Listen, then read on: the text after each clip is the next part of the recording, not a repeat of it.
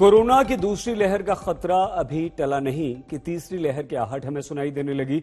वैज्ञानिकों ने तीसरी लहर में सबसे ज्यादा खतरा हमारे बच्चों को लेकर जताया। राजस्थान के 2 जिलों में बड़ी संख्या में बच्चों के अचानक से कोरोना पॉजिटिव हो जाने की खबर आई और हम सब चौंक गए।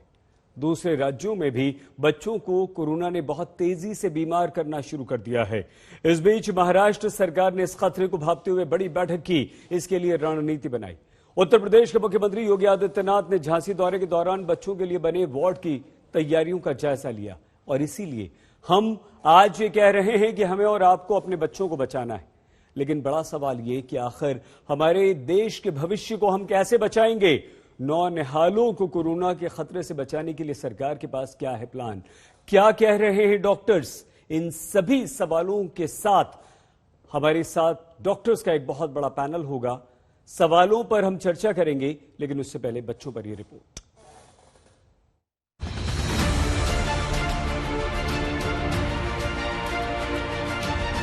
तीसरी लहर की आशंका से पहले ही बच्चे बीमार होने लगे।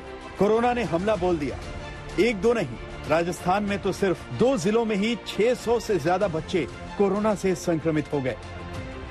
कोरोना की तीसरी वेव में बच्चों के ही सबसे ज्यादा संक्रमित होने का खतरा विशेषज्ञों ने जताया है। पीएम मोदी भी कह चुके हैं कि ये वायरस बहरूपिया है, इससे बचने की जरूरत है। ये वायरस म्यूटेशन में स्वरूप बदलने में माहिर है। एक प्रकार से बहुरूपिया भी है और ये वायरस धूर्त भी है। इसी खतरे को देखते हुए राजस्थान सरकार की नींद उड़ी हुई है। राजस्थान के डूंगरपुर और दौसा में हालात बिगड़ने लगे हैं। चंद दिनों के आंकड़ों पर नजर डालें तो आप भी हैरान रह जाएंगे। डूंगरपुर में 12 मई से लेकर अब तक 325 बच्चे कोरोना संक्रमित हो गए हैं। इनमें से ज्यादातर बच्चों की उम्र 18 से कम है। हमारे जिले में 12 मई से आज दिनांक तक 315 बच्चे 0 से 19 आयु वर्ग के पॉजिटिव पाए गए, जिनमें 0 से 9 वर्ष के 60 बच्चे तथा 9 से 19 वर्ष के 255 बच्चे थे। सभी बच्चों को दवाएं दे दी गई हैं। डूंगरपुर ही नहीं, दौसा में भी बच्चे चीनी वायरस से तेजी से बीमार हो रहे हैं। दौसा में 18 साल तक के 341 बच्चे कोरोना पॉजिटिव हो गए। संक्रमण का यह आंकड़ा महज 21 दिनों का है, यानी 1 मई से 21 मई तक में इतनी बड़ी तादाद में एक जिले में बच्चे बीमार हुए।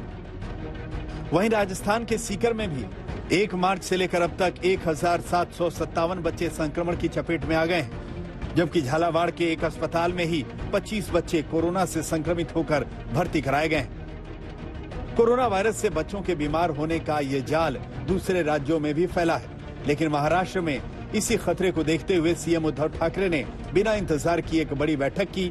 बच्चों को बचाने के लिए नई टास्क फोर्स के साथ आगे की रणनीति बनाई।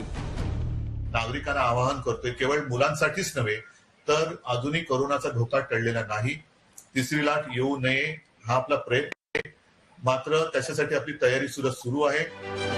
महाराष्ट्र में ये तैयारी दूसरे राज्यों के लिए सबक हो सकती है। तीसरे लाट में या तीसरे हवे में जो आएगी उसमें शायद वो बाढ़ में बच्चों की संख्या बढ़ सकती है और उसके अनुषंग से महाराष्ट्र शासन ने तैयारी चालू की है।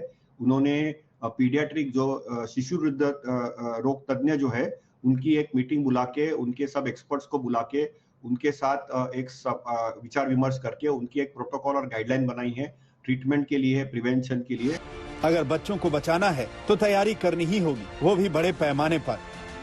थर्ड वेव के लिए अभी शहर मेडिकल कॉलेज में पीडियाट्रिक आईसीयू के निर्माण की कार्रवाई हमारी प्रारंभ हो चुकी है।